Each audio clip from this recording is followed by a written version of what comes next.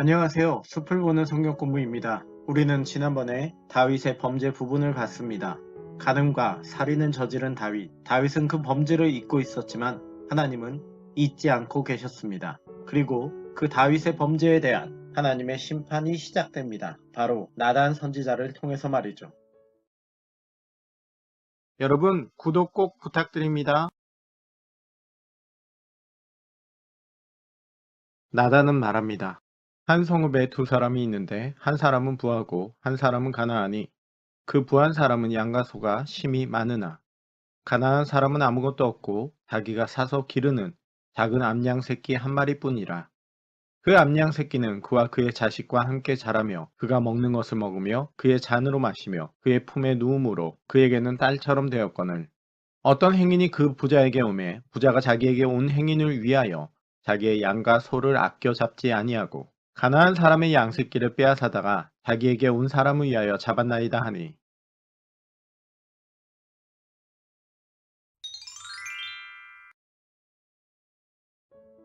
나단의 이 이야기를 들은 다윗은 붕괴하는데요. 그는 아마도 이것이 비유가 아니라 진짜 사건이라고 생각했나 봅니다. 우리 한국 욕 중에 육실할 놈이라는 욕이 있는데요. 이미 죽은 사람에게 형벌을 가해서 그 목을 베는 육실을 할의 준말로 저주를 할 때 쓰이는 욕입니다. 다윗이 실제로 저런 말을 하지는 않았을 겁니다. 아마도 나단의 이야기를 듣고 다윗은 붕괴하면서 욕을 한 것 같습니다. 5절은 이렇게 말을 합니다. 다윗은 그 부자가 마땅히 죽을 자라고 말합니다. 이에 대한 원문은 이렇습니다. 벤 마웨트. 벤이 아들이고 마웨트가 죽음입니다. 죽음의 아들이라는 뜻입니다. 그러니까 다윗이 그 부자를 향해서 그 사람이 죽음의 아들이다 이렇게 말하는 거죠. 그런데 이 벤 마웨트, 죽음의 아들이라는 말은요, 다윗만 쓴 게 아닙니다. 앞서 사울은 다윗을 두고 이렇게 말했습니다. 사무엘상 20장 31절 말씀인데요. 다윗은 죽어야 할 자다. 여기에서도 동일하게 벤 마웨트가 쓰이는 것을 볼 수가 있습니다. 사울이 다윗을 두고 죽음의 아들이라고 말하는 거죠. 그런데 이게 끝이 아닙니다. 다윗이 아브넬을 향해서도 그렇게 말합니다. 사무엘상 26장 16절인데요. 거기에서 다윗은 사울을 제대로 호위하지 못한 아브넬과 병사들을 향해서 마땅히 죽을 자라고 말을 합니다. 그런데 여기에서도 성경 원문은 동일하게 죽음의 아들이라는 표현을 사용합니다. 그러니까 이 죽음의 아들이라는 표현은 일종의 분노를 담고 있는 욕이라는 것을 볼 수가 있습니다. 맥카터는 그래서 이것을 지옥의 악마라고 번역을 하는데요. 이 또한 이 표현이 내가 널 죽이겠다는 의지적인 표현이 아니라 이 분노를 담고 있는 욕이라는 것을 우리가 볼 수 있는 거죠. 마치 육실할 놈이라는 욕처럼 다윗이 진짜 이 부자가 죽어야 한다라고 사형 선고를 내린 게 아니라 욕을 한 것으로 보여집니다. 그만큼 지금 다윗은 부자에 대해서는 화를 내고 있고 가난한 사람을 가엾게 여겨주고 있는 거죠. 이게 참 재밌는 장면입니다. 왜 재밌는 장면인지는 영상을 조금 더 보시면 아시게 될 겁니다. 그 당시 왕들은 재판관의 역할도 감당했습니다. 우리가 가장 잘 아는 왕의 재판이 바로 솔로몬의 재판입니다. 하지만 솔로몬만이 아니라 다른 왕들도 재판관의 역할을 감당했습니다. 우리는 압살롬이 다윗에게 재판받으러 오는 것을 가로채면서 자신에게 재판받게 하는 장면을 사무엘하 15장 2절에서 보게 됩니다. 이때부터 이미 압살롬은 왕의 권위를 빼앗고 있었음을 볼 수 있는 장면이기도 합니다. 어쨌거나 왕들은 그 당시에 재판관의 역할도 감당했습니다. 다윗은 나단의 이야기를 듣고 분노합니다. 그러나 재판관으로서 그는 공적 영역을 구분할 줄 압니다. 다윗은 이렇게 말합니다. 그가 불쌍히 여기지 아니하고 이런 일을 행하였으니 그 양새끼를 4배나 갚아주어야 하리라. 분명히 부자는 가난한 사람의 양 한 마리를 빼앗아 갔습니다. 그렇다면 동해 복수법에 의거해서 양 한 마리를 돌려주면 되는 거 아닐까요? 그런데 다윗은 양 네 마리나 돌려줘야 한다고 말합니다. 너무한 거 아닙니까? 한 마리인데 네 마리나 돌려줘야 한다니요. 속건제를 생각해보면 20%만 더해줘서 돌려주면 되는데 이건 20%가 아니라 무려 40%니 다윗이 참 감정적인 판결을 내리는 재판관 같다는 생각도 듭니다. 하지만 아닙니다. 다윗은 비록 분노하는 감정의 소유자이기도 했지만 이성적인 판단을 내릴 줄 아는 사람이기도 했습니다. 그가 양 4마리로 갚아줘야 한다는 것은 화가 나서 즉흥적으로 이야기를 한 게 아니었습니다.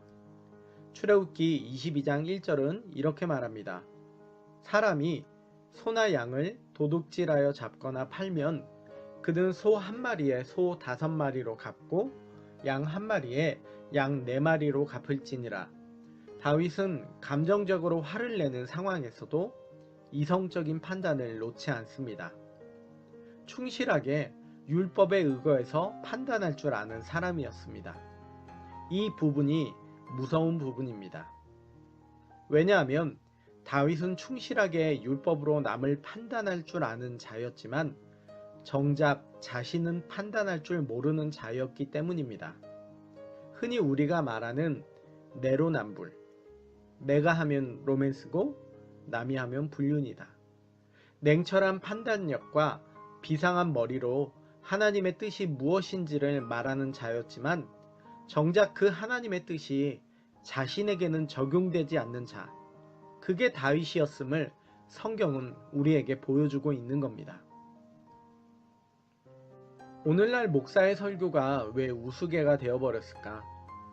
왜 평신도의 성경 공부에는 사람들이 몰려들면서 목사의 성경 공부에는 사람들이 집중을 하지 않을까? 사실 전문적으로 따지면 평신도가 목사만큼 공부하지 않는 게 일반적입니다. 평신도 분들이 보시는 공부하는 책들 솔직히 목사님들 서재에 기본으로 깔려있는 책들입니다. 그런데 왜 평신도들의 성경 공부에는 사람들이 몰리고 목사의 성경 공부에는 집중 안 할까요? 목사들의 모습이 다윗 같은 모습은 아닐까 생각이 듭니다. 지도하지 못하면서 누구 보고 하래 라는 냉소적인 눈빛으로 목사를 쳐다보는 그 눈빛이, 그러니 평신도들에게 실망을 주었던 그 목사들의 그 모습이 어쩌면 그런 눈빛을 받게 되었고, 어쩌면 다윗의 이 판결을 들었을 때 나단 선지자나 근처에 있었을 누군가의 눈빛과 같은 것인지도 모르겠습니다. 율법으로 백성을 다스리는 자가 정작 자신은 율법의 적용을 받지 않는다면, 다윗이 율법에 의해서 정확한 판결을 내릴 분별력이 있는 사람이었지만 정작 자신에게 적용하는 분별력은 없었던 사람인 거죠. 그래서 나단 선지자는 이렇게 말합니다. 당신이 그 사람이다. 율법을 내로남불로 해석하는 당신이 그 사람이다. 지금 여러분은 어떻습니까?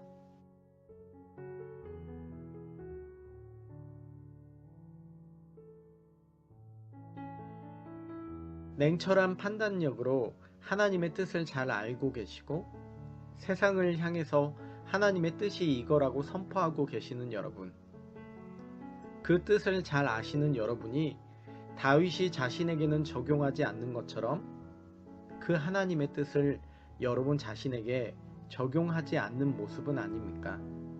당신이 그 사람이다. 이 소리를 들어야 될 사람이 다윗만은 아닐 겁니다. 저도 들어야 할 것이고 어쩌면 여러분도 들어야 할 겁니다. 이렇게 해서 사무엘하 개론 5번째를 마칩니다. 다음 강의는 다윗의 회개의 특징이 무엇이었으며 회개와 징계의 관계에 대해서도 자세히 가르쳐 드립니다.